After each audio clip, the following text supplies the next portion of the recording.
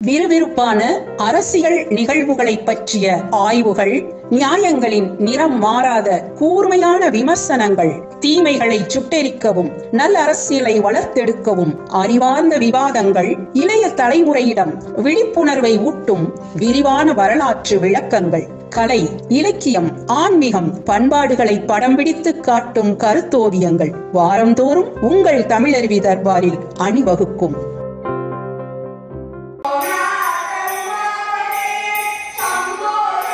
இந்த இதுவரையில் ராமகிருஷ்ண மடத்தை பற்றி ஒரே ஒரு கணமாவது ஒரு மனிதன் ஏதாவது ஒரு குறையை கண்டு விமர்சனங்களை வைத்திருப்பானா என்றால் நிச்சயமாக இல்லை. மக்கள் பணியே மகேசன் பணி என்பதை தாரக மந்திரமாக ஏற்று மக்கள் சேவை செய்வதற்காகவே இந்த மண்ணில் மலர்ந்ததுதான் ராமகிருஷ்ண இயக்கம், ராமகிருஷ்ண மடம். ஸ்ரீ ராமகிருஷ்ண பரமஹம்சருடைய பெருமைகளை பற்றி பேசுவதற்கு முன்பு அவர் சொன்ன ஒரு செய்தியை உங்களிடம் நான் முதலில் குறிப்பிட விரும்புகிறேன். சீடர்களோடு பரமஹம்சர் அவர்கள் பேசிக்கொண்டிருக்கிற நிலையில் ஏழை எளிய மக்களின் மீது தயவு காட்டுவதற்காக நம்முடைய அமைப்பு பணியாற்ற வேண்டும் என்பது போல பேசிய நிலையில் பரமஹம்சர் சொன்ன ஒரு கருத்தை இப்பொழுது நான் நினைத்து பார்க்கிறேன். தயவு காட்டுவதா? கடவுள் அல்லவா நம் மீது தயவு காட்ட வேண்டும்? ஒருவன் மீது தயவு காட்டக்கூடிய அளவுக்கு நாம் உயர்ந்தவர்களா? நம்மிடம் தயவை பெறக்கூடிய அளவுக்கு அவர்கள் தாழ்ந்தவர்களா? கடவுள் ஒருவன் தான் நம் அனைவர் மீதும் தயவு காட்ட வேண்டும். நாம் இந்த மண்ணில் உள்ள மக்கள் அனைவருக்கும் சேவை செய்ய வேண்டும். தயவு காட்டுவது என்பது ஒரு பக்கம், சேவை செய்வது என்பது இன்னொரு பக்கம். கொஞ்சம் சிந்தித்து பாருங்கள், எவ்வளவு பெரிய இடைவெளி. நான் உங்களிடம் தயவு காட்டுகிறேன் என்றால் உங்களை விட ஏதோ ஒரு வகையில் நான் உயர்ந்த இடத்திலே இருக்கிறேன். உயர்ந்த இடத்தில் இருக்கிற நான் உங்களிடம் அன்பு கூர்ந்து தயவு காட்டுகிறேன். அதன் மூலம் உங்களுக்கு ஒரு நன்மை கிடைப்பதற்காக என்னை உயர்த்தி உங்களை தாழ்த்தி நடக்கக்கூடிய பரிமாற்றம் தான் அங்கே தயவு. சேவை என்பது என்ன? தன்னை தாழ்த்தி இந்த மண்ணில் உள்ள மக்கள் அனைவரும் தெய்வீகமயமானவர்கள் என்பதை உணர்ந்து அண்ட சராசரங்களும் ஆதி பராசக்தியால் படைக்கப்பட்டவை என்பதை தேர்ந்து தெளிந்து அவளால் படைக்கப்பட்ட இந்த உயிரினங்கள் அனைத்துக்கும் நம்மால் இயன்ற அளவுக்கு உதவியாக இருந்து சேவையாற்ற வேண்டும் என்பதுதான் முக்கியமானது. எனவே தயவு காட்டுவதற்கு பிறந்ததல்ல ராமகிருஷ்ண இயக்கம், சேவையாற்றுவதற்காக பிறந்தது. எத்தனையோ சோதனை இந்த மண்ணுக்கு வந்த நேரங்களில் எல்லாம் ராமகிருஷ்ண மடத்தை போல் முதலில் முகம் காட்டி முன்னின்று பணியாற்றிய அமைப்பை நீங்கள் பார்க்கவே இயலாது. எனவே அதுபோன்ற மக்கள் நலன் சார்ந்து மக்களுக்கு சேவையாற்றுவதற்காகவே தங்களை அர்ப்பணித்துக் கொண்ட துறவியர் கூட்டத்தை இந்த இடத்தில் கொண்டு வந்து அதை வளர்த்தெடுப்பதற்காக நம்முடைய போற்றுதலுக்குரிய சுவாமிஜி விபுர்தானந்தாஜி அவர்கள் பொறுப்பேற்றிருப்பதில் நான் மிகுந்த மகிழ்ச்சி அடைகிறேன். பரமஹம்சரை பற்றி பேசுவது என்பது என்னளவில் உண்மையில் அது மிக மிக குறிப்பிடத்தக்க ஒன்றாக இருக்கிறது. காரணம், இதுவரை நான் பல மேடைகளில் உலகம் முழுவதும் விவேகானந்தரை பற்றி விரிவாகவும் விளக்கமாகவும் பேசியிருக்கிறேன். ஆனால் பரமஹம்சருடைய வாழ்க்கை வரலாற்றை மட்டும் தனியாக ஒரு இடத்தில் இருந்து நான் பேசுவது சுவாமிஜியின் அருளால் எனக்கு கிடைத்திருக்கின்ற முதல் வரமாக நான் சொல்லுவார். நேற்று இரவு முழுவதும் ஒரு நொடி கூட நான் கண்டுறேன். பரமஹம்சரோடு வாழ்ந்து என் இதயம் முழுவதும் பரமஹம்சர் வியாபித்தார். பரமஹம்சருடைய அந்த அருட்பார்வை என் மீது விழுந்ததன் விளைவாகத்தான் இப்பொழுது உங்கள் முன்னாலே அமர்ந்து நான் உரையாற்றுகிறேன் என்று உளப்பூர்வமாக நம்புகிறேன். எத்தனையோ துறவிகள் இந்த மண்ணில் வந்திருக்கிறார்கள். உலகம் முழுவதும் எத்தனையோ தத்துவ ஞானிகள் உருவெடுத்திருக்கிறார்கள். எத்தனையோ குருமார்களை இந்த மண் பார்த்திருக்கிறது. ஆனால் பரமஹம்சரை பற்றி யோசிக்கிற பொழுது அவர் எந்த வகையில் தனித்துவமானவர்? லைஃப் ஆஃப் ஸ்ரீ ராமகிருஷ்ணா என்று ஒரு புத்தகம் ஆங்கிலத்தில் இருக்கிறது. அந்த புத்தகத்திற்கு மகாத்மா காந்தி முன்னுரை வழங்கி இருக்கிறார். மகாத்மா காந்தி வழங்கி இருக்கிற முன்னுரையில் ஒரு செய்தி மிக முக்கியமானது. எந்த அளவுக்கு பரமஹம்சரை அவர் உள்வாங்கி இருக்கிறார், எந்த அளவுக்கு பரமஹம்சரால் அவர் வாழ்வு பாதிக்கப்பட்டிருக்கிறது என்பதற்கு இதைவிட சான்று வேறு எதுவும் இருக்க முடியாது. அந்த முன்னுரையில் மகாத்மா காந்தி குறிப்பிடுகிறார், His life enables us to see God face to face. நேருக்கு நேராக கடவுளை நம்மால் காண முடியும் என்பதை நமக்கு உணர்த்தியவர் பரமஹம்சர். கடவுளை நம்மால் காண முடியும், ஃபேஸ் டு ஃபேஸ், முகத்துக்கு முகம், நேருக்கு நேராக நாம் கடவுளை காணக்கூடிய நிலையில் நம்மை கொண்டு வந்து நிறுத்தியவர் அவர். அவர் வடித்து கொடுத்த வார்த்தைகள் அனைத்தும் ஒரு கற்றறிவாளனுடைய வார்த்தைகள் இல்லை, அவை அனைத்தும் அவருடைய வாழ்க்கை புத்தகத்தின் அத்தியாயங்கள் என்று சொல்கிறார். Pages of the book of life என்கிறார். ராமகிருஷ்ண பரமஹம்சருடைய வாழ்க்கை புத்தகம். அந்த வாழ்க்கை புத்தகத்தின் பக்கங்களை நீங்கள் புரட்டுகிற பொழுது அவர் தன்னுடைய சுய அனுபவங்களை வழங்கி இருக்கிறாரே தவிர எதையோ படித்து யாரிடமோ கடன் பெற்று அந்த சிந்தனைகளை தன்னுடைய சிந்தனைகள் போன்று இந்த மண்ணில் விதைத்து விட்டு சென்றவர் இல்லை பரமஹம்சர். ஒரு வியப்புக்குரிய செய்தியை நீங்கள் சிந்தித்து பார்க்க வேண்டும். பரமஹம்சர் 3ஆம் வகுப்பு வரை தான் படித்தவர். 3ஆம் வகுப்பு வரை படித்த பரமஹம்சர் சாத்திரங்கள் அனைத்தையும் கற்று தேர்ந்தவர் இல்லை, வேதங்களையும் உபநிடதங்களையும் அனைத்தையும் கரைத்து குடித்தவரும் இல்லை. ஆனால் சாத்திரங்கள் அனைத்தையும் கற்று தேர்ந்த, வேதங்களையும் உபனிஷதங்களையும் முழுவதுமாக கரைத்து குடித்த விவேகானந்தர் இந்த 3ஆம் வகுப்பு மட்டுமே படித்த ராமகிருஷ்ண பரமஹம்சரை கடவுளின் அவதாரமாக ஏற்று அவருடைய சீடராக இருப்பதில் பெருமை கொண்டார். அதற்கு காரணம் என்ன? விவேகானந்தர் ராமகிருஷ்ணரிடமிருந்து பெற்ற செய்திகளை அவர் உலகம் முழுவதும் கொண்டு போய் சேர்த்தார். அதனால்தான் விவேகானந்தர் ஒரு இடத்தில் அழகாக சொல்கிறார், மென்மை படைக்கிறது, வன்மை முழங்குகிறது. இங்கே மென்மை பரமஹம்சர், வன்மை விவேகானந்தர். மென்மை படைத்தது, அது படைத்ததை எல்லாம் இந்த வன்மை உலகம் முழுவதும் கொண்டு போய் பறைசாற்றுகிறது. இந்த மென்மைக்கும் வன்மைக்கும் இடையே இருந்த உறவு குறித்து பேசுவதற்கே 3-4 மணி நேரம் போத. ஆனால் இப்பொழுது நான் பரமஹம்சரை பற்றி மட்டும்தான் உங்களிடம் பேசப் போகிறேன். பரமஹம்சரை பற்றி பலர் பலவிதமாக புகழ்ந்துரைத்திருக்கிறார். ஆனால் அவற்றுள் என்றும் யாராலும் மறக்க முடியாத ஒரு புகழுரை. பொதுவாகவே பாராட்டுரைக்கும் புகழுரைக்கும் வேறுபாடு உண்டு. கொஞ்சம் பொய் இருந்தால் அது பாராட்டுரை, முழுவதும் பொய்யாகவே இருந்தால் அது புகழுரை. பாராட்டுரைக்கும் புகழுரைக்கும் இதுதான் வேறுபாடு. ஆனால் நான் சொல்வது, பரமஹம்சரை பற்றி ஒருவர் உள்வாங்கி உளம் நெகிழ்ந்த நிலையில் சொன்னது, அதை பாராட்டென்றோ புகழுரை என்றோ நாம் கொள்ள வேண்டிய அவசியமில்லை. அதுதான் உண்மை. உண்மையை அவர் வெளிப்படுத்தி இருக்கிறார். அவர் யார் தெரியுமா? பிரெஞ்சு தேசத்தின் மிகப்பெரிய தத்துவ ஞானி ரொமைன் ரோலன். பிரெஞ்சு தேசத்தினுடைய போற்றத்தக்க வணங்கத்தக்க மிகப்பெரிய தத்துவ ஞானி ரொமைன் ரோலன். மகாத்மா காந்தி லண்டனுக்கு சென்றிருந்த பொழுது பட்டமேஜை மாநாட்டுக்கு அங்கிருந்து பாரிஸுக்கு போய் ரொமைன் ரோலனை சந்தித்து அவர் வீட்டில் தங்கி அவரோடு உரையாடி இருக்கிறார். ரொமைன் ரோலன் ராமகிருஷ்ண பரமஹம்சரை பற்றி சொல்கிறார். இதை விட பரமஹம்சரை பற்றி சொல்ல வேறு வார்த்தையே கிடையாது, வேறு விளக்கமும் கிடையாது.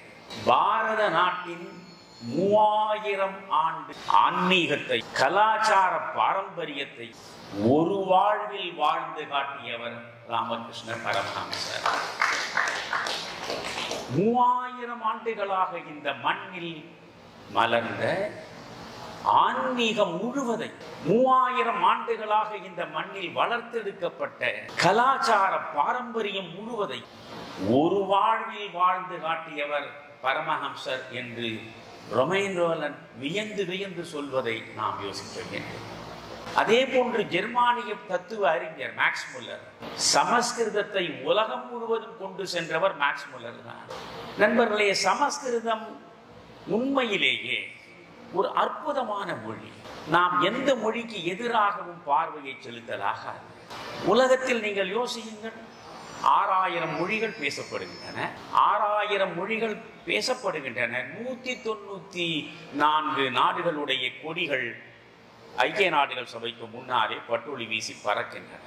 194 நாடுகளில் எந்த நாட்டிற்கும் கிடைக்காத ஒரு மிகப்பெரிய சிறப்பு இந்த மண்ணுக்கு கிடைத்திருக்கிறது என்பதற்காக நீங்கள் பெருமைப்பட வேண்டும். 194 நாடுகளில் 6000 மொழிகள் பேசப்படுகின்றன. 6000 மொழிகளில் 6 மொழிகள் மட்டுமே உயர் தனி செம்மொழிகள் என்ற பாராட்டை பெற்றிருக்கின்றன. கிளாசிக்கல் லாங்குவேஜஸ், உயர்தனி செம்மொழிகள் 6 மொழிகள். அந்த 6 மொழிகளில் 2 மொழிகள் இந்தியாவிலே இருக்கக்கூடிய மொழிகள் என்பதுதான் முக்கியம். வடக்கில் சமஸ்கிருதமும் தெற்கில் தமிழும் உலகத்தின் மிகச்சிறந்த உயர் தனி செம்மொழிகளாக அங்கீகரிக்கப்பட்டிருக்கு. எனவே நான் தமிழனாக இருக்கிறேன். ஒரு முறை ஜெயகாந்தன் மிக அழகாக சொன்னார், தமிழனாக இருப்பவன் தமிழ் உணர்வு கொள்வது இயல்பு. நன்றாக சிந்திக்க வேண்டும். தமிழனாக இருப்பவன் தமிழ் உணர்வு கொள்வது இயல்பு. ஆனால் அவன் இந்தியனாக இந்திய உணர்வு கொண்டு இந்த தேசம் முழுவதையும் நேசிக்கக்கூடிய நெஞ்சத்தை பெற்றால்தான் அவன் நாகரிகத்தில் வளர்ச்சி அடைந்திருக்கிறான் என்பதற்கான நல்லடையாளம் என்றார். நான் தமிழன், தமிழ் என் தாய்மொழி, அதை தெய்வத்திற்கு நிகராக நான் போற்றி பூசிக்கிறேன், அது என் இயல். ஆனால் அதே நேரத்தில் நான் வடக்கே இருக்கக்கூடிய சமஸ்கிருதத்தில் ஈடுபட்டு அதையும் நேசிக்கக்கூடிய அளவுக்கு விரிந்த நெஞ்சத்தை நான் பெற்று விடுகிறேன் என்றால் என்னுடைய நாகரிகத்தில் நான் வளர்ச்சி அடைந்திருக்கிறேன் என்பதுதான். எனவே தேசம் முழுவதும் உங்களுடைய தெய்வீக உணர்ச்சி பரவ வேண்டும். நான் வேதங்களை முடிந்தவரை வாசித்திருக்கிறேன், உபனிஷத்துக்களை முடிந்தவரை வாசித்திருக்கிறேன். நீங்கள் அபிதான சிந்தாமணியை நீங்கள் எடுத்தால் அபிதான சிந்தாமணி சொல்கிறது 1810 உபனிஷதங்கள் இந்த மண்ணில் உருவெடுத்தன. 1810 உபனிஷதங்கள் உருவெடுத்தன. ஆனால் பொதுவாக நாம் சொல்வது 108 உபனிஷதங்கள். இந்த 108 உபனிஷதங்களில் 14 உபனிஷதங்கள் மிக மிக முக்கியமானவை. இந்த 14 உபனிஷதங்களில் எவையெல்லாம் சொல்லப்பட்டிருக்கின்றனவோ இந்த உபனிஷதங்களை படிக்காத காரணம், இந்த நாட்டின் மிகப்பெரிய தத்துவ ஞானியாக நீங்கள் வர வேண்டும் என்றாலோ, ஒரு மிகச்சிறந்த ஆன்மீக அவதாரமாக நீங்கள் பாராட்டப்பட வேண்டும் என்றாலோ சமஸ்கிருதத்தை அறிந்திருக்க வேண்டும். விவேகானந்தருக்கு சமஸ்கிருதத்தை நன்றாக தெரியும், அதன் ஆழம் கண்டவர். ஆனால் பரமஹம்சருக்கு சமஸ்கிருதம் தெரியாது. பரமஹம்சர் 3ஆம் வகுப்பு வரைதான் படித்தார் என்பதை மீண்டும் மீண்டும் சொல்கிறேன். அவருக்கு சமஸ்கிருதம் தெரியாது. வங்க மொழியிலே கூட சாதாரண மக்கள் எப்படி பேசுவார்களோ அப்படித்தான் அவர் பேசுவார். விவேகானந்தருடைய இயற்பெயர் நரேந்திரன். நரேன் என்று சுருக்கமாக அன்பாக சொல்வது. பரமஹம்சர் நரேன் என்பதை கூட லொரேன் என்பதுதான் சொல்வார். இப்படி உள்ள ஒரு மனிதன், அவர் எந்த அளவுக்கு ஒரு அவதார பூடனாக இந்த மண்ணில் தோன்றி எப்படிப்பட்ட மாற்றங்களை ஆன்மீகம் சார்ந்து நமக்கு கொடுத்திருக்கிறார் என்பதையெல்லாம் நாம் பார்க்க வேண்டும். முடிந்தவரை அவருடைய வாழ்வை நான் சுருக்கமாக சொல்கிறேன். பரமஹம்சரை பெற்றெடுக்கும் பேற்றினை பெற்றவர்கள் சூதிராம் என்பவர் தந்தை. அந்த சூதிராம் தந்தையாக இருந்தவர். சூதிராம் மிக வளமான குடும்பத்தை சார்ந்தவர். 50 ஏக்கர் நிலம் இருந்தது அவர்களுக்கு. 50 ஏக்கர் நிலம் இருந்தது. அந்த கிராமத்திற்கு பெயர் திரைப்பூர். திரைப்பூர் என்கிற அந்த கிராமம் தான் இவருடைய பூர்வீகம். அந்த பூர்வீகமாக இருக்கக்கூடிய இடத்தில் சூதிராமுடைய தந்தை இருந்தார். அவருக்கு 50 ஏக்கருக்கு மேல் வளமான நிலம் இருந்தது, பெரிய வீடு இருந்தது, அனைத்து வசதிகளும் இருந்தது. அதற்கு பிறகு சூதிராம் அவற்றை பெற்றார். அந்த வளங்களை அவர் அனுபவித்தார். நீங்கள் ஒன்றை யோசிக்க வேண்டும். ஒரு பரமஹம்சர் உருவாகிறார் என்றால் பரமஹம்சரை பெற்றெடுக்கக்கூடிய பெற்றோர் எப்படி இருந்திருப்பார்கள்? நெல் விளைய வேண்டும், கரும்பு விளைய வேண்டும், வாழை விளைய வேண்டும் என்றால் அது வண்டல் மண்ணிலே தான் விளை, கரிசல் மண்ணில் விளையாது. மண்ணை பொறுத்ததுதான் அதில் விளையக்கூடிய பயிர்கள். இங்கே மனதை பொறுத்ததுதான் அங்கே உருவாகக்கூடிய மனிதர்கள். சூதிராம் என்பவர் ஒழுக்கம் சார்ந்தவர், நேர்மை நிறைந்தவர். அவருக்கும் சந்திராதேவி தாய் சூதிராமுடைய மனைவி, இருவருக்கும் பிறந்தவர் நம்முடைய பரமஹம்சர். இந்த 2 பேருமே நேர்மையும் ஒழுக்கமும் நிறைந்தவர்களாக வாழ்ந்தனர். சூதிராம் அவர்களுடைய தன்மையை சொல்வதென்றால், எவரிடத்தும் எதையும் இலவசமாக பெறுவதில்லை என்று நேர்ந்து கொண்டு வாழ்ந்த மனிதர்.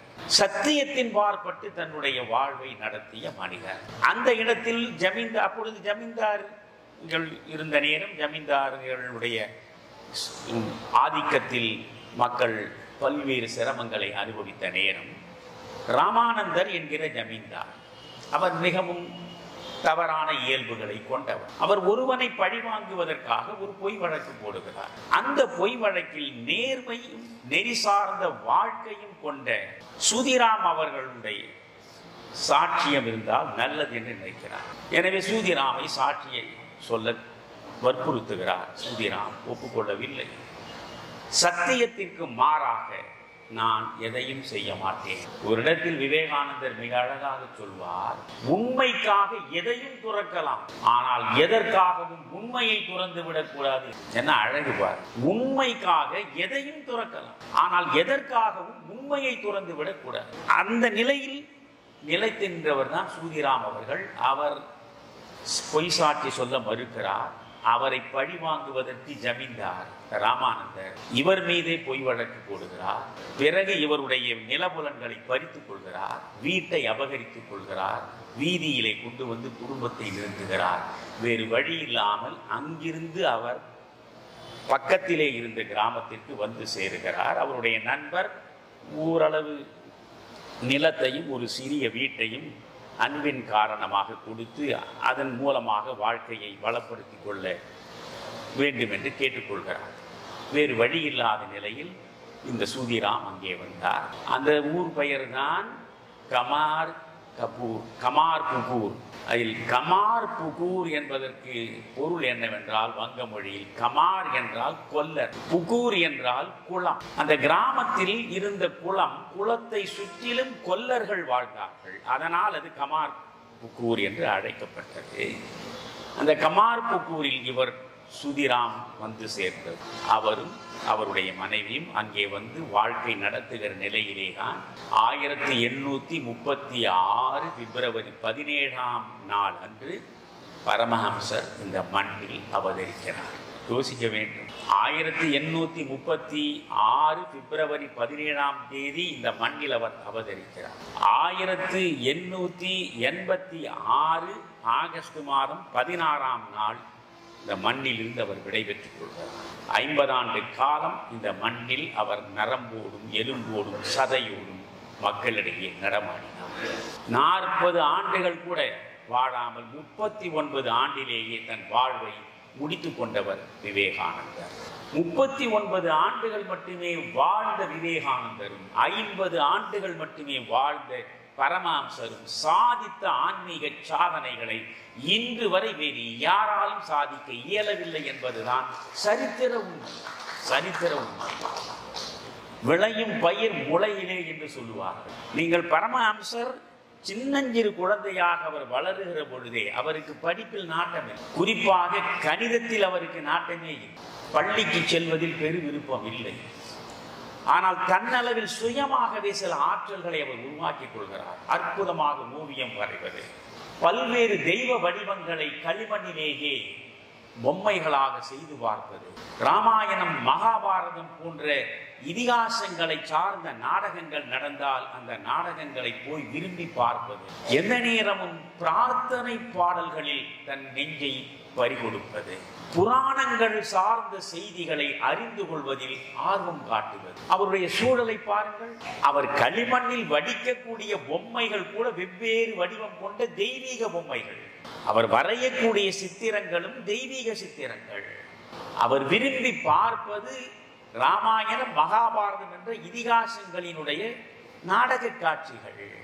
அவர் விரும்பி ஆர்வத்தோடு கேட்பது மற்றவரிடம் புராணங்களின் செய்திகள். இப்படித்தான் அவர் வளர்கிறார். அவர் வளர்ந்த நிலையில் 9வது வயது அவருக்கு வருகிறது. நான் ஏறக்குறைய அவர் வரலாற்றை இயன்றவரை சொல்கிறேன்.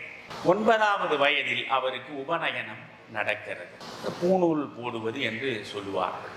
பிராமணர்களுடைய சடங்குகளில் 9வது வயதில் உபநயனம் நடக்கிறது. உபநயனம் என்று சொல்லுவதே லட்சியத்தை நோக்கி நடப்பது என்று. நீங்கள் அதுவரையில் சின்னஞ்சிறு பிள்ளையாக இருந்தீர்கள். சின்னஞ்சிறு பிள்ளையாக இருந்த பருவம் ஒன்று. பூணூல் அணிந்த பிறகு உங்கள் உள்ளம் முழுவதும் தூய்மையாக இருக்க வேண்டும். உங்கள் பார்வை முழுவதும் பக்தி சார்ந்த இடங்களில் மட்டுமே படர வேண்டும். உள்ள தூய்மையும் பக்தியும் நிறைந்த நிலையில் ஞானத்தை நோக்கி நடக்கக்கூடிய சூழலை வாழ்வில் அமைத்துக் கொள்வதற்கான பருவம் தான் இந்த உபநயனம் நடந்த பிறகு உருவாகக்கூடிய பருவம். நீங்க நன்றாக யோசிக்க வேண்டும். சில பேர் புரியாமல் பார்ப்பனர் என்று சொன்னால் இழிவுபடுத்துகிற சொல் என்று நினைக்கிறார்கள். நீங்கள் பிராமணர் என்று சொல்லலாமே, அந்தனர் என்று சொல்லலாமே, பார்ப்பனர் என்று ஏன் எங்களை படிக்கிறீர்கள் என்கிறார்கள். அதல்ல. நந்தனை போல் ஒரு பார்ப்பான் இந்த நாட்டினில் இல்லை என்று சொன்ன பாரதி ஒரு பார்ப்பான். புரிகிறதா? பார்ப்பான் என்பது அர்த்தமுள்ள வார்த்தை. தமிழில் பார்ப்பு என்றால் பறவை. நீங்கள் பூணூல் போடுவதற்கு முன்பு ஒரு பிறவி, பூணூல் அணிந்த பிறகு இன்னொரு பிறவி, இரு பிறவியாளர்கள்.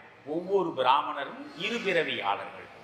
துவிகன் என்று அவர்கள் வடமொழியிலே சொல்லுவார்கள். இங்கே பறவை என்ன செய்கிறது? முட்டையிடுகிறது. பறவை முட்டையிடுகிற பொழுது முட்டை ஒரு பிறப்பு. முட்டையிலிருந்து குஞ்சு வெளியே வருகிறது. வெளியே வரக்கூடிய குஞ்சு 2வது பிறப்பு. புரிகிறதா? எனவே 2 பிறப்பு என்பது பறவைக்கு இருப்பதனால், அந்த பறவைக்கு பார்ப்பு என்று தமிழ் சொல் இருப்பதனால், இரு பிறவியாளர்களாக இருக்கக்கூடிய இந்த பிராமணர்களை, அந்தணர்களை பார்ப்பனர்கள் என்று சொல்லுவது தமிழ் மரபு. அது பழிச்சொல்ல அல்ல. எனவே இவருக்கு உபநயனம் நடக்கிறது. பரமஹம்சருடைய தொடக்கம் தொற்று நீங்கள் பின்பற்றி பார்க்க வேண்டும். திடீரென்று ஒரு நாளில் பரமஹம்சர் அவதார புருஷனாக இந்த மண்ணில் காட்சி தரவில் ஆதிசங்கரர் ஒரு இடத்தில் சொல்லுவார், நீங்கள் பேரானந்தம் என்பது ஒவ்வொரு முறையும் கொஞ்சம் கொஞ்சமாக அடைவது என்பதல்ல. திடீரென்று சூரியன் உதிப்பது போல உன் உள் உணர்ச்சி முழுவதும் ஒளிவெள்ளமாக பெருகி பரவும். அதுதான் அந்த பேரானந்தம், ஆன்மீக அனுபவம். அந்த பேரானந்தத்தை பல முறை திரும்ப திரும்ப பெற்று அனுபவித்தவர் தான் பரமஹம்சர். இங்கே அவர் தீட்சை உபநயனம் முடிந்தது. உபநயனம் முடியும் பொழுது அவருடைய சடங்கின்படி முதலில் பிச்சை எடுக்க வேண்டும். ஒவ்வொன்றுக்குள்ளேயும் இந்த இந்து மரபில் வடித்தெடுக்கப்பட்ட ஆன்மீகத்தில் ஒவ்வொரு செயலுக்குள்ளேயும் ஆழ்ந்த அர்த்தம் இருக்கிறது. அதை நாம் புரிந்து கொள்ள முயல வேண்டும். பிச்சை எடுப்பது, ஆதிசங்கரர் செல்வ வளம் மிக்க குடும்பத்திலே தான் பிறந்தார். அந்த ஆதிசங்கரர் குருகுல வாசம் செய்கிற பொழுது குருகுலத்தில் ஈடுபட்டிருந்த மாணவர்களோடு சேர்ந்து பிச்சாந்தேகி என்று தெரு தெருவாக போய் பிச்சை எடுத்தார். ஆதிசங்கரர் பிச்சை எடுப்பதை பார்த்து அவருடைய தாய் ஆரியாம்பிகா மனம் நொந்து போனாள். எவ்வளவு செல்வ வளம் மிக்க குடும்பத்திலே இருந்து சென்ற நீ பிச்சை எடுப்பதாய்? குருகுலத்தில் இருந்த ரிஷிகள் தான் குருகுலத்தை நடத்துவார்கள். ரிஷிகள் பிச்சை எடுத்து விட்டு வா. பிச்சை, நீங்கள் பிக்ஷு என்று புத்த மதத்தில் சொல்கிறானே, என்ன பிச்சை எடுப்பவன் தான் பிக்ஷு. பிச்சை எடுப்பதுதான் துறவிக்கான இலக்கம். ஏன் பிச்சை எடுப்பதை இந்து சமயம் வலியுறுத்துகிறது? நண்பர்களே, ஒரு வீட்டு வாசலுக்கு முன்னாலே போய் நின்று ஐயா பசி என்று நீங்கள் கை நீட்டுகிற பொழுதே உங்களுக்குள் படிந்து கிடக்கிற ஆணவம், அகங்காரம் அத்தனையும் அடியோடு தகர்ந்து விடுகிறது. உங்கள் ஆணவத்தையும் அகங்காரத்தையும் வேரோடு கெல்லி எறிவதற்கான முதல் கட்ட முயற்சி தான் பிச்சை எடுக்க வைப்பது. இப்பொழுது நீங்கள் இருக்கிறீர்கள், நீங்கள் யாராவது போய் ஒரு வீட்டுக்கு முன்னாலே போய் அம்மா சோறு போடு என்று கேட்பீர்களா? உங்கள் சுயமரியாதையே பாதிக்கப்பட்டது போல நீங்கள் பாவிப்பீர்கள். ஆனால் பிச்சை எடுக்க வேண்டும். நீங்கள் பூணூல் அணிந்த பிறகு முதலில் பிச்சை எடுக்க வேண்டும். யாரிடம் பிச்சை எடுப்பது? எந்த பிள்ளை உபநயனத்தை ஏற்றதோ, பூணூலை அணிந்ததோ அந்த பிள்ளையின் உறவினர்களில் யாராவது ஒருவர் வீட்டுக்கு சென்று பிச்சை எடுக்கலாம். அல்லது இந்த பிள்ளையை பெற்றெடுத்த பெற்றோர்களுடைய குடும்ப தகுதிக்கு ஏற்றாற்போல் உள்ள குடும்பத்தின் முன்னாலே போய் நின்று பிச்சை எடுக்கலாம். ஆனால் பரமஹம்சர் ஒரு இடத்தில் முதல் பிச்சையை எடுக்கிறார். யார் தெரியுமா? பிராமணர் அல்லாத ஒரு சூத்திர பெண்.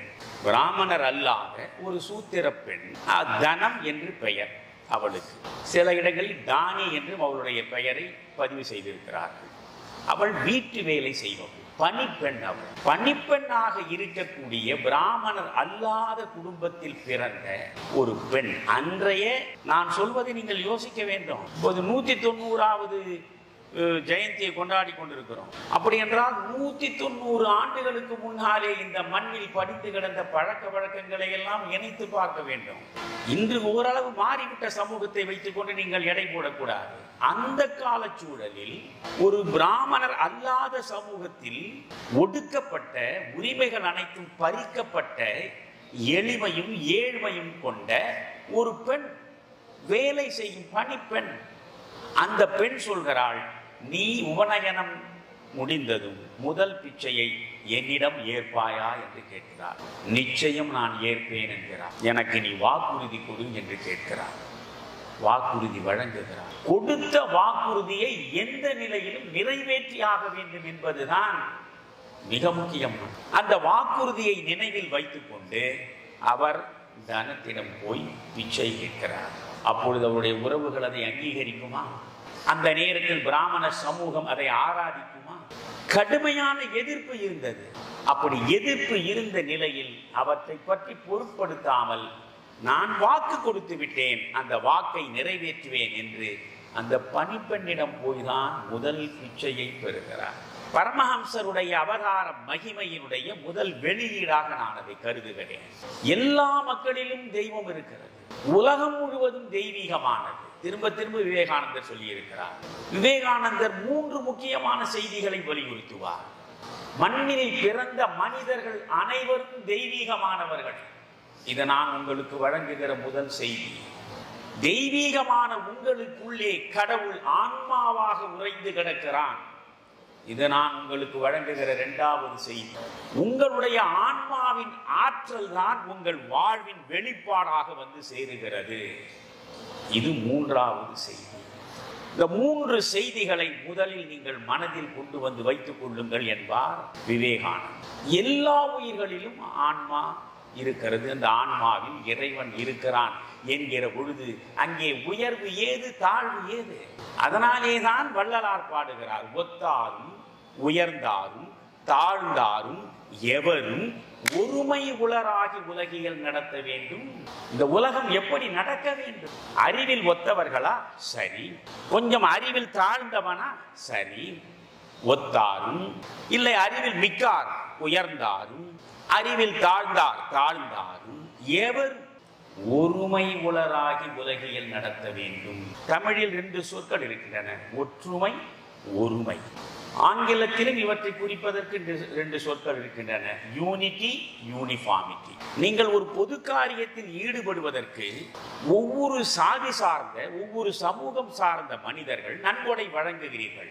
அந்த பொது காரியம் நிறைவேற வேண்டும் என்ற நிலையில் நீங்கள் மனதளவில் ஒன்றுபடுகிறீர்கள்.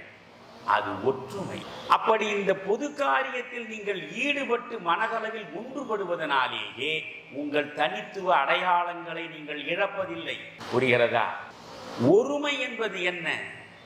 உங்கள் அத்தனை அடையாளங்களையும் அழித்துவிட்டு இருப்பது மனிதம் என்கிற ஒரே அடையாளத்தோடு நிற்கக்கூடியதற்கு பெயர் தான் ஒருமை. யமுனை ஓடுகிறது, கங்கை ஓடுகிறது, காவிரி ஓடுகிறது. ஓடுகிற பொழுது ஒவ்வொரு நதியும் ஒரு பெயரை சுமந்து கொண்டுதான் ஓடுகிறது. ஆனால் ஓடுகிற நதிகள் அனைத்தும் கடலிலே கலந்து விட்ட பிறகு அந்த கடலில் இருக்கக்கூடிய துளிகளில் எந்த துளி எந்த நதி என்று எவனாலே காணும்? எனவே மனித மகா சமுத்திரம் இது. இந்த மனித மகா சமுத்திரத்தில் தனித்துவ அடையாளங்களை இழக்கிற போதுதான் ஒருமை ஏற்படும், உயர்வு தாழ்வு வராது. இந்த ஒருமை உணர்வை உருவாக்குவதுதான் ராமகிருஷ்ண மன்றத்தினுடைய அடிப்படையான பணிகளில் ஒன்று. ராமகிருஷ்ணர் மன்றம் இல்லை, இயக்கம், ஒரு லட்சியத்தை நோக்கி இயங்குவது. எனவே இந்த இடத்தில் இருந்து நான் உங்களை பரமஹம்சரிடம் அழைத்து கொண்டு செல்கிறேன். அவர் உபநயனம் செய்து கொள்ளுகிற பொழுதே அவர் சடங்குகளை மீறுகிறார். கொடுத்த வாக்குறுதியை காப்பதற்காக தாழ்குலம் என்று அன்றைக்கு கருதப்பட்ட, நான் எப்பொழுதும் சொல்வேன், தாழ்ந்தவர்கள் என்று ஒருவரும் கிடையாது, தாழ்த்தப்பட்டவர்கள் என்பதுதான். சமூகத்தால் தாழ்த்தப்பட்டவர்கள். தானாகவே தன்னளவில் தாழ்வது என்பது வேறு, மற்றவர்கள் சேர்ந்து என்னை தாழ்த்துவது என்பது வேறு, இல்லையா? அதனால்தான் oppressed and suppressed and depressed class என்று விவேகானந்தர் பேசுவார். நீங்கள் அப்ரெஸ்ட் என்றால் என்னளவில் நான் தாழ்ந்து போகிறேன், சப்ரெஸ்ட் என்றால் நீங்கள் தாழ்த்துகிறீர்கள். அதனாலே அவர்கள் தாழ்ந்தவர்கள் இல்லை, தாழ்த்தப்பட்டவர்கள். அந்த தாழ்த்தப்பட்டவர்களில் ஒரு பெண்மணியிடம்தான் அவர் முதல் பிச்சையை எழுதுகிறார். அதற்கு பிறகு அங்கேயே அவர் இருக்கிறார். ஏறக்குறைய 16 வயது வரை அவர் அங்கே இருக்கிறார். அந்த கமார்புத்தூரிலே தான் 68 வயதில் அவருடைய தந்தை சூதிராம் மரணம் அடைகிறார். சூதிராமுடைய வாழ்க்கையில் மிக முக்கியமான ஒரு செய்தியை உங்களிடம் நான் சொல்ல விரும்புகிறேன். இந்த நேரத்துக்கு மிக முக்கியம். இந்தியா என்ற ஒரு தேசம் என்றும் இருந்ததில்லை. வெள்ளையர்கள் இந்த மண்ணுக்கு வந்து நம்மை ஆளத் தொடங்கிய பிறகு அவர்கள் அரசியல் நடத்துவதற்கும் ஆட்சி நிர்வாகத்திற்கும் அவர்கள் உருவாக்கியதன் மூலம் பிறந்ததுதான் நாம் இன்று காணுகிற இந்தியா என்று திரும்ப திரும்ப சொல்கிறோம். ஆனால் ஒன்றை மறந்து விடுகிறோம். பல்லாயிரக்கணக்கான ஆண்டுகளாக பாரத தேசம் ஆன்மீகத்தால் ஒன்றிணைக்கப்பட்ட மண்ணாக, ஒன்றிணைக்கப்பட்ட நிலமாக இருந்திருக்கிறது. இங்கிருப்பவன் காசிக்கு செல்ல வேண்டும் என்று தவித்திருக்கிறான், காசியில் இருப்பவன் ராமேஸ்வரத்திற்கு வர வேண்டும் என்று துடித்திருக்கிறான். நீங்கள் சூதிராம் காரணம் அவர்களுடைய குடும்ப வழிபாட்டுக்குரிய தெய்வம் ராமன், ரகுவீர். வழிபாட்டுக்குரிய தெய்வம் ரகுவீர். அவர் மரணத்தை சந்திக்கிற பொழுது, இறுதி மூச்சை விடுகிற பொழுதும் பரமஹம்சருடைய தந்தை சூதிராம் ரகுவீர் ரகுவீர் ரகுவீர் என்று சொல்லிவிட்டுத்தான் உயிர் துறக்கிறார். இதில் ஒரு வியப்பு, காலம் முழுவதும் காளியிடமே கரைந்து போன பரமஹம்சர் கண்மூடுகிற கடைசி தருணத்திலும் காளி காளி காளி என்று சொல்லித்தான் அவர் கண்மூடு. இந்த சூதிராம் ரகுவீர் அவருடைய குல தெய்வம். அவன் இருக்கும் இடம் ராமேஸ்வரம்.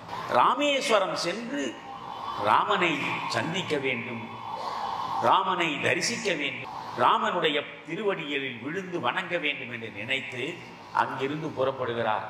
அந்த காலத்தில் ரயில் கிடையாது, பேருந்துகள் கிடையாது, பெரிய சாலை வசதிகள் கிடையாது. இந்த கமார்புத்தூரில் இருந்து ராமேஸ்வரத்திற்கு 1500 மைல், 1500 மைலும் அவர் பாதங்களாலே நடந்து வருகிறார். ஒரு ஆண்டு முழுவதும் பயணித்திருக்கிறார். ஒரு ஆண்டு முழுவதும் பாதங்களாலே நடந்து ராமேஸ்வரம் வந்து ராமனை தரிசித்திருக்கிறார் என்றால் இது வெள்ளைக்காரனால் வந்து சேர்ந்த பாரதமா, வெள்ளைக்காரனுடைய இணைப்பினால் உருவாக்கப்பட்ட பாரதமா? இது ஆன்மீகம் இணைத்து வைத்தது பல்லாயிரக்கணக்கான ஆண்டுகளாக. அதற்கு சூதிராமினுடைய இந்த ராமேஸ்வர பயணம் ஒன்று போதும் சாட்சியாக. 1500 மைல் பாதம் மோக ஒரு தனி மனிதன் நடந்து வந்து தெற்கே இருக்கக்கூடிய ராமனை தரிசிக்க வந்திருக்கிறான் என்றால் வடக்கென்றும் தெற்கென்றும் நாம் வேதப்படுத்துவதில் எந்த பயனும் இல்லை. சரி, அவர் 68 வயதில் இறக்கிறார். அவர் இறந்த பிறகு குடும்பம் வறுமையில் வாடுகிறார். வறுமையில் வாடக்கூடிய எந்த நீங்கள் பெரிய அவதாரங்களையும் நீங்கள் யோசித்து பாருங்கள், அவர்கள் வறுமை சார்ந்த சூழலிலே இருந்துதான் உருவெடுப்பார்கள். துன்பத்தை தொடர்ந்து நீங்கள் அனுபவிப்பதன் மூலம்தான் உங்களுடைய வாழ்வே செம்மைப்படும் என்பதை முதலில் புரிந்து கொள்ள வேண்டும். இன்பம் இன்பம் என்று தேடிய அலைபவன் ஒரு நாளும் இறைவனை கண்டதே இல்லை, காணுகிற வாய்ப்பும் இல்லை. துன்பங்களையே தொடர்ந்து சந்திக்கக்கூடியவன் விரைவில் இறைவனை தரிசிக்க போகிறான் என்பது பொருள். இறைவனுடைய அருட்கருணைக்கு அவன் ஆளாக போகிறான் என்பது பொருள்.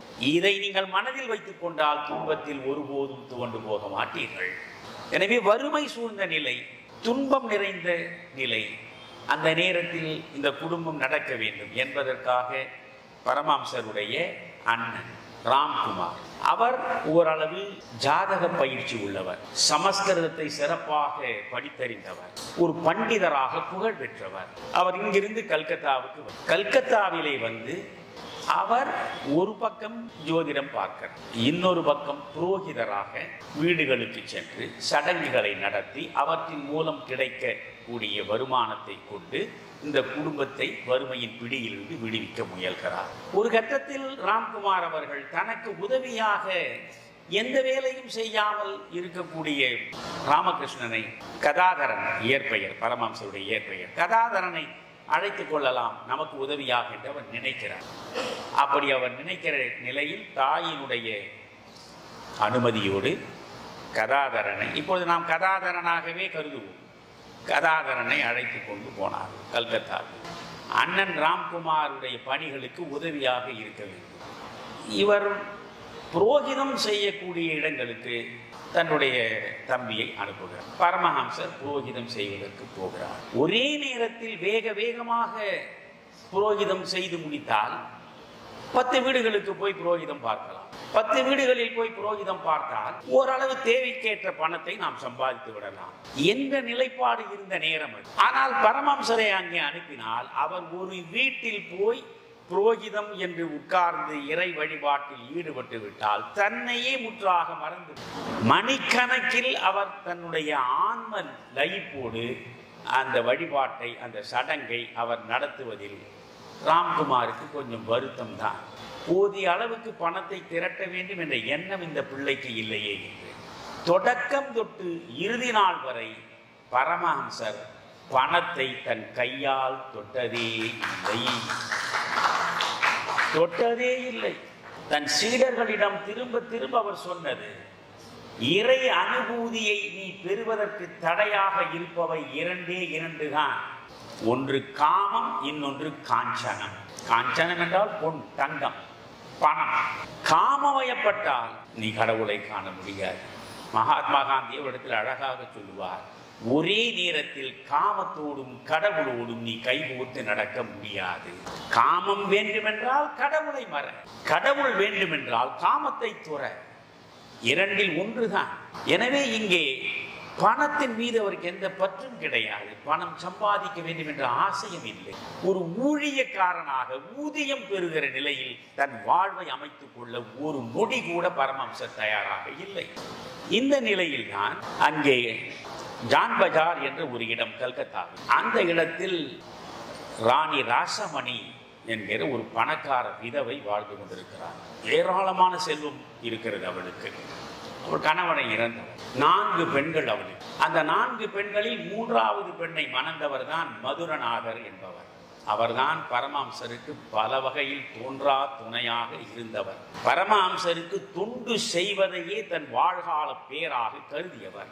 இந்த கோயில் எழுப்பப்படுகிறது, இந்த தட்சிணேஸ்வர கோயில். அந்த கோயிலை அவர் தான் நிர்வகித்தார். ஒரு மிகச்சிறந்த நிர்வாகி, மிகச்சிறந்த வணிக ஆற்றல் உள்ளவர், செல்வத்தை பெருக்கக்கூடிய சாதனையாளர். இவரை இழந்துவிடக் கூடாது என்று ராசமணி நினைப்பதனால் 3வது மகளை கொடுத்து, 3வது மகள் கொஞ்ச காலத்தில் கண்மூடிய பிறகு தன்னுடைய 4வது மகளையும் அவருக்கே மனமுடித்து வைக்கிறார். அந்த ராசமணி ஒரு நாள் கனவு காண்கிறார். இது 2 விதமான செய்திகள் பதிவு செய்யப்படுகின்றன. ஒரு நாள் ராசமணி கனவு காண்கிறார். அவருடைய ஒரே ஆசை காசிக்கு செல்ல வேண்டும். காசியில் போய் விஸ்வநாதனை தரிசிக்க வேண்டும். காசிக்கு செல்ல வேண்டும் என்று இவள் ஆசைப்படுகிற பொழுது அவளுடைய கனவில் காளி தோன்றி, நீ காசிக்கெல்லாம் சிரமப்பட்டு செல்ல வேண்டியதில்லை, கங்கை கரை ஓரத்தில் எனக்கென்று ஒரு கோயிலை அமைத்து அந்த கோயிலில் என்னுடைய வடிவத்தை நீ நிறுத்தினால் அன்றாடம் உனக்கு நான் காட்சி தருவேன். எனவே என்னுடைய காட்சியை நீ அன்றாடம் பெற வேண்டும் என்றால் காசிக்கு போவதை நிறுத்து, எனக்கென்று கோயிலை கட்டு என்று கனவில் சொன்னதாக ஒரு செய்தி. இன்னொன்று, காசிக்கு போவதற்காக இவள் படகில் பயணிக்கிற பொழுது இந்த தட்சிணேஸ்வரம் என்கிற கிராமத்துக்கு அருகில் கங்கையில் செல்லும் நிலையில் அவளுக்குள்ளே ஒரு விழிப்புணர்வு வருகிறது. நீ இந்த இடத்தில் காளிக்கு ஒரு கோயிலை கட்டு என்று ஒரு கட்டளை. இந்த 2ல் எது உண்மையோ அது நமக்கு கவலை இல்லை. ஆனால் காளி தனக்கென்று ஒரு கோயிலை கட்ட வேண்டும் என்று இந்த ராசமணியை தூண்டி இருக்கிறாள். ராசமணி என்ன செய்தால், மிக பெரும் செல்வம் உடையவள் அல்லவா? நீங்கள் யோசியுங்கள், நான் சொல்வது எப்பொழுது, இந்த கோயிலை அவர் கட்டும் பொழுது 1847. 1847 இந்த கோயிலை கட்டி அதற்கு உற்சவம் நடத்துவதற்கு மட்டும் அவள் செய்த செலவு 9 லட்சம் ரூபாய். 1847 9 லட்சம் ரூபாய் என்றால் இன்றைக்கு 9000 கோடி கூட கிடையாது. அவ்வளவு பணத்தை அவள் கொட்டி மிக அற்புதமாக சிவனுக்கென்று ஒரு கோயில், காளி பவதாரிணிக்கு என்று ஒரு கோயில், ராதாகிருஷ்ணனுக்கு ஒரு கோயில், 3 கோயில்களை அவள் உருவாக்குகிறாள். 8 ஆண்டுகள் இந்த கோயிலுக்கான பணி நடந்திருக்கிறது. கோயில் பணிகள் முடிந்து உற்சவம் நடக்க வேண்டிய சூழலில் ஒரு பிரச்சனை உருவெடுக்கிறது. நான் மீண்டும் மீண்டும் சொல்கிறேன், இது ஒரு 190 ஆண்டுகளுக்கு முன்னால் இருந்த அன்றைய மண்டி கிடந்த வேறுபாடுகள், பூசல்கள், இவற்றுக்கு இடையே இருந்த மக்களின் மனோபாவம். ஒரு பிராமணர் அல்லாத பெண் ஒரு கோயிலை கட்டினால் அந்த கோயிலில் ஒரு பிராமணர் அர்ச்சகராக வரமாட்டார் என்று சொன்னதும் ராசமணிக்கு பேரதிர்ச்சி ஆகிவிட்டது. இவ்வளவு செலவழித்து கோயிலை கட்டி இருக்கிறோம், கோயில் வழிபாட்டை நடத்துவதற்கு சாத்திரங்களை முழுமையாக கற்று தேர்ந்த, மந்திரங்களை வலிமையாக ஓதக்கூடிய ஆற்றல் பெற்ற அர்ச்சகர்கள், பிராமணர்கள் அவர்கள் வரவில்லை என்றால் நான் என்ன செய்வது என்று யோசிக்கிறாள். பல பண்டிதர்களிடம் அவள் இந்த பிரச்சனையை கொண்டு போகிறாள். எல்லாரும் ஒரே முடிவாக சொல்கிறார்கள், பிராமணர் அல்லாத வகுப்பை சார்ந்த ஒருத்தியோ ஒருவனோ கட்டிய கோவிலில் பிராமணன் அர்ச்சகராக இருக்க முடியாது. அந்த நேரத்தில் பரமஹம்சருடைய சகோதரர் ராம்குமார் ஒரு ஆலோசனை, ஒரு அறிவுரையை ராசமணிக்கு வழங்குகிறார். சாஸ்திரப்படி இதிலே ஒரு விதிவிலக்கு இருக்கிறது. இந்த கோயிலை கட்டி முடித்து விட்டீர்கள், இந்த கோயில் உரிமை உங்களுக்கு இருக்கட்டும், ஆனால் இந்த கோயில் தொடர்ந்து நிர்வகிக்கப்படுவதற்கு செலவு உண்டு அல்லவா? அந்த செலவை பார்ப்பதற்காக நீங்கள் ஒரு அந்தணரிடம் தானம் கொடுத்து அந்த தானத்தில் கிடைக்கக்கூடியதை வைத்து கோவில் நிர்வாகம் நடக்கக்கூடிய சூழலை உருவாக்கினால் பிரச்சனை இல்லை, ஒரு பிராமணர் அர்ச்சகராக வரலாம் என்கிறார். அதற்கு சிலர் எதிர்ப்பு தெரிவிக்கிறார்கள். இவர் சாஸ்திரோக்தமாக சான்றுகளை காட்டுகிறார். பிறகு இவளும் என்ன செய்கிறாள், தட்சிணேஸ்வரத்தில் 2 கிராமங்களை 2,26,000 ரூபாய்க்கு வாங்குகிறார். நான் மீண்டும் மீண்டும் சொல்கிறேன், 170-180 ஆண்டுகளுக்கு முன்னால் 1847 100 ஆண்டு முடிந்து 1947 நாட்டுக்கே சுதந்திரம் கிடைத்து விட்டது. நாடு சுதந்திரம் பெற்று 75 ஆண்டுகளுக்கு மேல் ஆகிவிட்டது. அப்படி என்றால் ஒரு 175-180 ஆண்டுகளுக்கு முன்னால் கோயிலை கட்டுவதற்கும் விழா எடுப்பதற்கும் 9 லட்சம் ரூபாய், இந்த கோவிலுக்கு 2 கிராமங்களை தானமாக வைப்பதற்கு 2,26,000 ரூபாய் செலவழித்து முடித்தார். அந்த கோவிலில் ரொம்ப நீள நான் விவரிக்க விரும்பவில்லை. ராம்குமார் அவர்கள் எப்படி தயங்கினார், பிறகு அவர் எப்படி அதை ஏற்றுக்கொண்டார் என்பது வேறு. ராம்குமார் அங்கே கோவில் அர்ச்சகராக பணியாற்றுகிறார். அந்த நேரத்தில் ராம்குமாரோடு தான் கதாதரன், அதாவது நம்முடைய ராமகிருஷ்ணன், நம்முடைய பரமஹம்சர் இருக்கிறார்.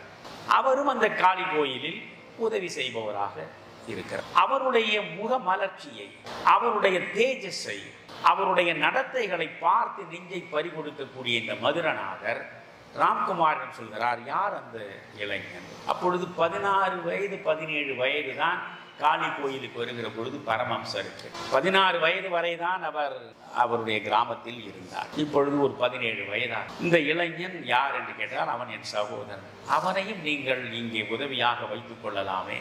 ராம்குமாருக்கு வறுமை தீர வேண்டும், அதற்கு கொஞ்சம் பணம் கூடுதலாக கிடைத்தால் நல்லது என்று மகிழ்ச்சியோடு ஏற்றுக்கொள்கிறார். பரமஹம்சரிடம் இதை சொல்கிறார். இவருக்கு ஊதியமாக 7 ரூபாய் மாத ஊதியம், ராமகிருஷ்ண பரமஹம்சருக்கு அர்ச்சகராக பணியாற்றுவதற்கு 7 ரூபாய் வழங்கப்படுகிறது. நீங்கள் 7 ரூபாய் என்றால் சாதாரணமாக நினைக்காதீர்கள். அந்த காலத்தில் 7 ரூபாயில் ஒரு குடும்பமே நடக்கும். புரிகிறதா? இப்பொழுது ஏறக்குறைய 70,000 ரூபாய்க்கு ஒரு சவரன் தங்கம் என்று சொல்கிறார். அந்த காலத்தில் இவர் 7 ரூபாய் ஊதியம் பெறுகிற பொழுது ஒரு சவரன் தங்கம் 50 காசு கூட இருந்திருக்கும். எந்த நிலையிலும் பார்த்தாலும் 1 ரூபாய்க்கு மேல் இருந்திருக்காது. எனவே அதை வைத்து நீங்கள் கணக்கு போட வேண்டும். 7 ரூபாய் ஊதியம் தருவது உடனே பரமஹம்சரை பாருங்க, அதை பற்றியெல்லாம் எனக்கு கவலை இல்லை, என் கையால் நான் அந்த பணத்தை வாங்க மாட்டேன். அதே நேரத்தில் பணத்தை பெறுகிற பொழுது அங்கே ரிஜிஸ்டரில் பதிவு செய்து கையெழுத்திட வேண்டும். நான் கையெழுத்து போட மாட்டேன். நீங்கள் வேண்டுமென்றால் எனக்கென்று ஒதுக்கப்பட்ட அறையிலே உள்ள அந்த மாடத்தில் பணத்தை வைத்து விடுங்கள்.